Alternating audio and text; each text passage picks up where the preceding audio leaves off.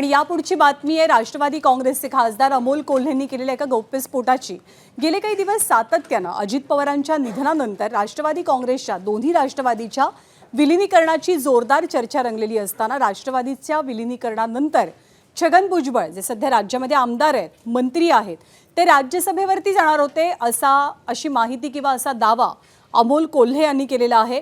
अजित पवारांसोबत ज्या अनेक बैठका झाल्या राष्ट्रवादी काँग्रेसच्या विलीनीकरणासंदर्भातल्या, त्या बैठकांमध्ये अमोल कोल्हेंची सुद्धा उपस्थिती होती आणि अजित पवारांसोबत छगन भुजबळांच्या राज्यसभेवर जाण्यासंदर्भात चर्चा झाली होती असा दावा सुद्धा अमोल कोल्हेंचा आहे।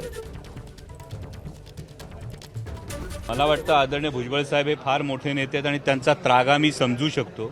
ही फार महत्त्वाची गोष्ट होती आणि जी काही प्राथमिक चर्चा ही दादांच्या आमच्याबरोबर झाली होती त्यामध्ये एकदा ओघाने दादांनी सांगितलं होतं की कदाचित भुजबळ साहेब हे राज्यसभेवर असतील अशी एक चर्चा ही आमची अंतर्गत झाली होती।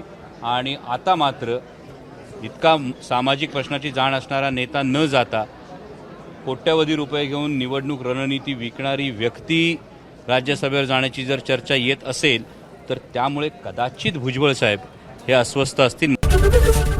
एबीपी माझा, उघडा डोळे बघा नीट।